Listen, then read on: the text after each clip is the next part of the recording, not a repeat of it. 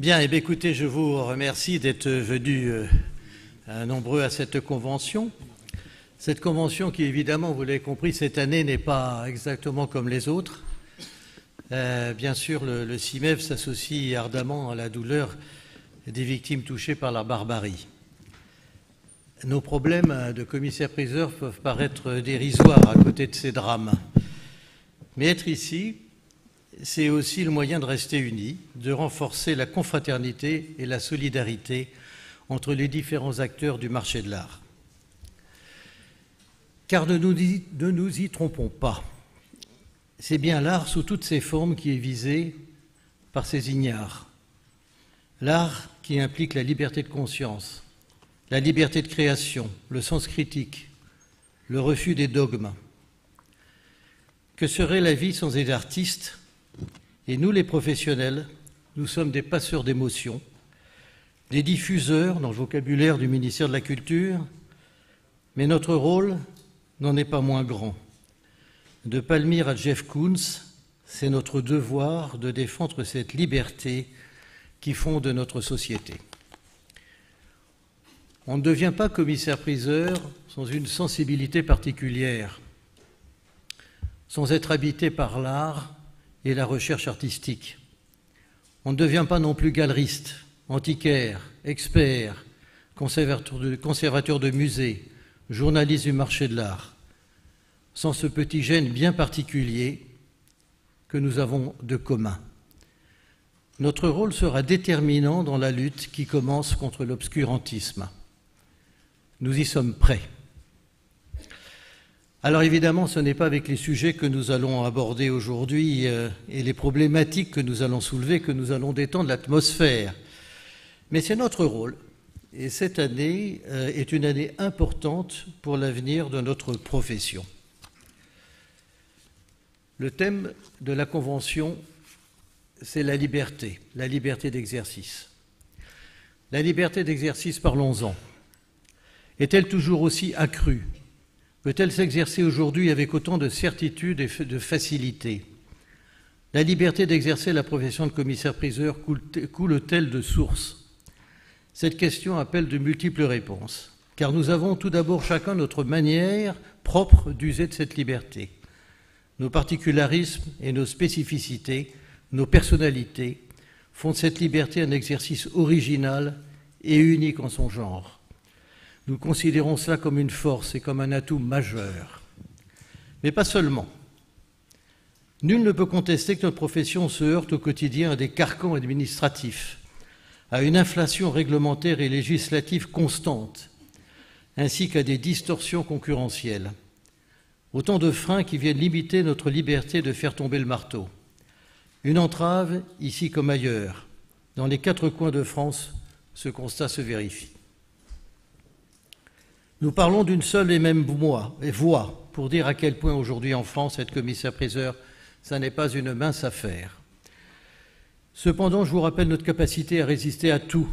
Unis et convaincus, nous ne fléchirons pas ni devant les extravagances de la loi, ni devant les institutionnels assoiffés de prérogatives. La liberté est une rupture. Au fil de mes rencontres, une vérité s'est vite imposée. La plupart des problèmes des commissaires-priseurs ont une solution simple et pourtant ignorée de ceux qui les gouvernent. C'est la liberté. Nous avons conscience que les pouvoirs publics sont légitimes pour nous fixer des objectifs de qualité et de respect des obligations légales et déontologiques. Nous avons du reste été les premiers à revendiquer et à affirmer la fierté qui est la nôtre au moment de l'élaboration du code de déontologie. Nous sommes prêts à nous y plier, nous l'avons déjà prouvé, pour peu que l'on nous fasse confiance et que l'on ne réglemente pas dans les moindres détails l'exercice d'un métier qui ne peut se résumer aux normes établies par des experts qui font preuve bien souvent d'une méconnaissance totale de notre métier et du fonctionnement du marché de l'art. Nos talents sont multiples et enviés du reste hors de nos frontières, mais ne nous laissons pas brider notre potentiel, parce que nous avons secrété un système qui se méfie de l'individu, qui lui refuse la liberté et la responsabilité dont il a besoin pour développer l'activité qui lui permettrait de s'épanouir et d'être maître de sa vie. Le marché de l'art français étouffe sous la réglementation, les interdictions, les injonctions, les prélèvements obligatoires. Les commissaires-priseurs français ne parviennent plus à supporter le poids d'un État et d'un secteur de plus en plus hypertrophié. Non seulement cette pesanteur s'exerce péniblement sur la vie quotidienne, mais elle fait glisser notre pays en ligne droite vers le mur de la médiocrité. Le moment est venu de libérer le marché de l'art français et d'un même geste de restaurer sa souveraineté sur la place internationale. Exerçons notre métier de commissaire-priseur librement, avec passion, avec conviction. Laissez-nous faire notre métier et vous verrez que le marché de l'art français retrouvera sa place à l'international, son panache et son ascension. La convention qui va s'ouvrir maintenant se veut constructive. Ce qui sortira des débats, la synthèse, seront nos combats de demain, les combats du 6 mai. Alors, je veux remercier tous les intervenants qui ont accepté de venir, et certains très courageux, d'autres qui ne l'ont pas été, qui ne sont pas venus, mais notamment le ministère Bercy, le président des huissiers, et toutes ces personnes qui sont venues répondre à des questions. Ils ont leurs opinions, nous avons les nôtres, écoutons-le, respectons-les, et c'est de la confrontation des idées que sortira la vérité. Nous avons la chance d'avoir une convention avec une libre parole où chacun peut s'exprimer. Et c'est ainsi que nous avançons. Et avant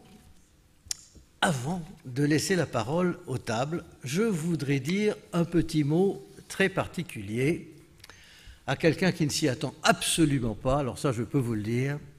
Je voudrais dire un petit mot à Olivier Drinxan.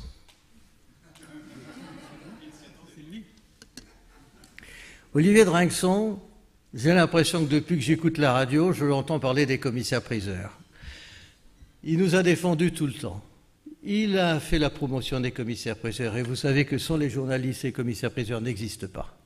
Nous avons besoin des journalistes du marché de l'art et Olivier Drinxan a toujours été là. Je crois qu'Olivier Drinxan aime les commissaires-priseurs. Eh bien, nous aimons Olivier Drinxan. Et j'ai pris la décision d'offrir, Jean-Claude qui est dans la salle va savoir de quoi je parle, non pas un sabre d'honneur ni une grenade d'honneur, mais un marteau d'honneur à Olivier Drinxan.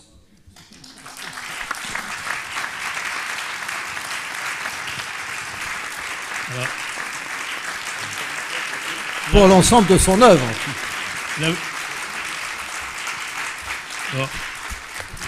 J'ose à peine remercier Jean-Pierre Ozna et le CIMEF parce que vous m'avez...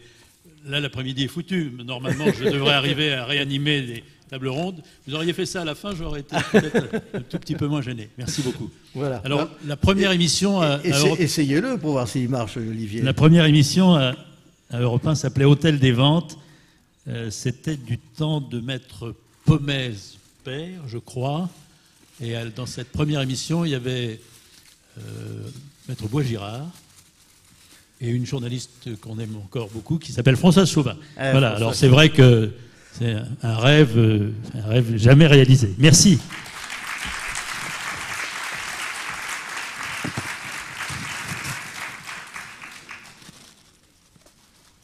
Alors pour cette première table ronde, l'intitulé suffit à soi seul. C'est notre vice-président Fabien Mirabeau qui va présenter les intervenants à chaque table et ensuite Olivier animera la table.